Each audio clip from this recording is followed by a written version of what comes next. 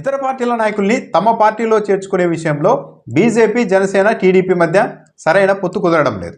ఒకరి అభిప్రాయాలు ఒకలా ఉన్నాయి. తెలుగుదేశం పార్టీ తాను చేయాల్సిన పనులన్నీ చేస్తూనే ఈ కూటమిలోని జనసేన, బీజేపీ మీద ఈ విషయంలో ఇతర పార్టీల వాళ్ళని చేర్చుకునే విషయంలో ఆధిపత్యం చెలాయించాలని ప్రయత్నం చేస్తోంది. అయితే అవన్నీ పెద్దగా ఫలిస్తున్న దాఖలాలు కూడా కనిపించడం లేదు. జనసేన పార్టీలోనికి బాలినేని శ్రీనివాసరెడ్డిని తీసుకున్నప్పుడు కూడా Telugu Desam party local leader, media మొత్తం అంతా బాలినేనికి వ్యతిరేకంగా పెద్ద ఎత్తున కథనాలు రాసి ఇలాంటి వ్యక్తిని ఎలా తీసుకుంటారు జనసేనలోకి అన్నారు. కానీ జనసేన వాళ్ళు తీసుకున్నారు. అయితే బాలినేని శ్రీనివాసరెడ్డి జనసేన పార్టీలోనికి వెళ్ళిన తర్వాత అక్కడ సుఖంగా ఉన్నారా అంటే అది వేరే చర్చ. అంత హ్యాపీగా ఏం లేదు. ఆయనకైతే ఇక్కడ ప్రాధాన్యత ఉన్నట్టుగా కూడా కనిపించడం లేదు. ఏదో ఎమ్మెల్సీ ఇస్తారని తీసుకున్నారన్నారు కానీ ఇప్పుడు ఆ ఊసు కూడా లేదు.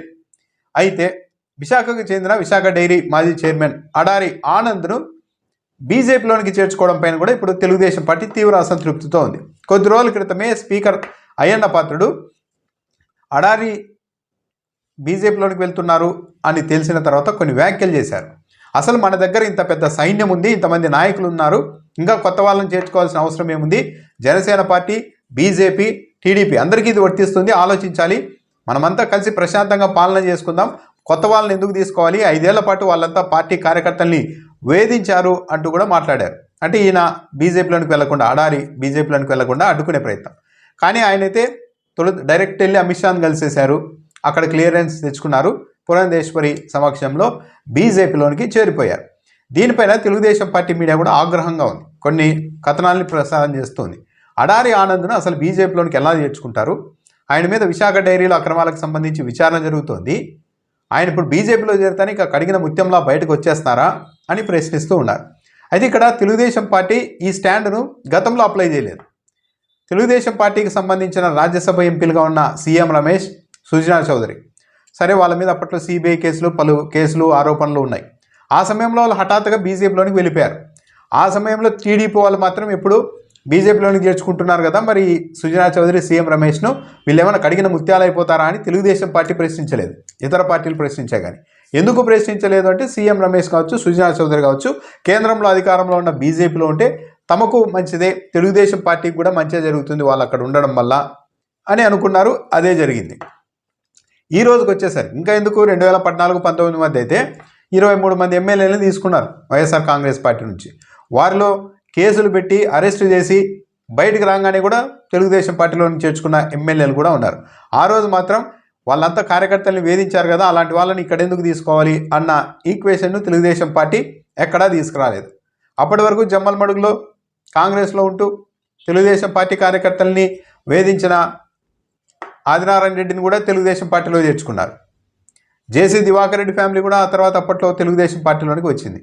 అంటే తెలుగుదేశం పార్టీ ఇప్పుడు కూడా అధికారంలోకి వచ్చిన తర్వాత తెలుగుదేశం పార్టీ తనకు కావాల్సిన చోట్ల, అవకాశం ఉన్న చోట్లల్లా తీసేసుకుంటోంది. కార్పొరేటర్లను, కౌన్సిలర్లను కూడా వదలడం లేదు. ఏలూరు మేయర్ని కూడా పార్టీలోనికి చేర్చేసుకున్నారు. అక్కడ తెలుగుదేశం పార్టీ వాళ్ళు మిగతా వాళ్ళు వ్యతిరేకించినా సరే లేదు, అక్కడ వైఎస్ఆర్ కాంగ్రెస్ పార్టీని దెబ్బ కొట్టాలి అని చేర్చేసుకున్నారు. తెలుగుదేశం పార్టీ వాళ్ళు మాత్రం తమకు కావాల్సిన నాయకులందరినీ చేర్చుకుంటూ ఉన్నారు. బీజేపీ, జనసేన వాళ్ళు ఎక్కడన్నా ట్రై చేస్తే మాత్రం అసలు కూటమిలో ఉంటూ మీరు ఎలా తీసుకుంటారు ఇతర పార్టీల వాళ్ళని ప్రశ్నిస్తూ ఉన్నారు. అంటే ఒక ఆధిపత్యం చెలాయించడం.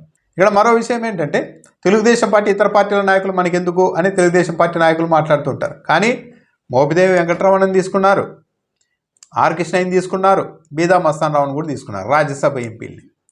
సరే కేసుల గురించి ప్రస్తావిస్తున్నారు కదా, ఇప్పుడు అడారి ఆనంద్ కేసుల్లో ఉన్నారు కాబట్టి బీజేపీ తీసుకోకూడదని.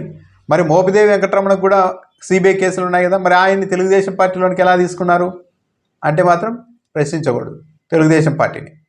సో ఓవరాల్గా చూస్తూ ఉంటే ఈ పార్టీల్లోకి లీడర్లను చేర్చుకునే విషయంలో అయితే బీజేపీ, జనసేన మీద ఆధిపత్యం చెలాయించాలని తెలుగుదేశం పార్టీ నాయకులు ప్రయత్నిస్తున్నట్టుగానే ఉంది. సొంతంగా వీళ్ళందరినీ నాయకులను తీసుకుంటే బీజేపీ, జనసేన అక్కడ ఆయా నియోజకవర్గాల్లో ఒక బలమైన నాయకులు ఆ పార్టీలో చేరితే రేపు పొద్దున టికెట్లు అడుగుతారు, మా సీట్లకు ఎట్టొస్తుంది అన్న భయం అయితే తెలుగుదేశం పార్టీ నాయకుల్లో ఉంది. అందుకే ఎవరైనా సరే ఆ పార్టీలోనికి వెళ్ళే అవకాశం ఉంది అన్న వాళ్ళ మీద ముందే ఆరోపణలు ఎక్కువ పెడుతూ ఉన్నారు. మీడియా ద్వారా వాళ్ళ మీద విపరీతంగా నెగిటివ్ ప్రచారం కూడా చేస్తూ ఉన్నారు. అయితే ఈ తెలుగుదేశం పార్టీ డిమాండ్లను, విజ్ఞప్తులను అయితే బీజేపీ లెక్క చేస్తున్నట్టుగా కూడా కనిపించలేదు.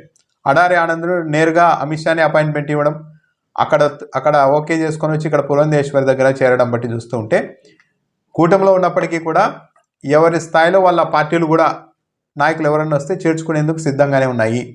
తెలుగుదేశం పార్టీ హట్ అవుతుందని, సరే ఇక్కడ ఉన్న లోకల్ నాయకులకి ఇష్టం లేకపోవచ్చు కానీ బీజేపీ నాయకులకి, కేంద్రంలో ఉన్న బీజేపీ నాయకుల్ని కలిసిన తర్వాత ఇంకా తప్పనిసరిగా పార్టీలోనికి చేర్చుకోవాల్సిన ఆవశ్యకత, అవసరం, తప్పనిసరి పరిస్థితులు కూడా ఇక్కడ ఉన్న బీజేపీ నేతలకు కూడా ఏర్పడుతున్నాయి.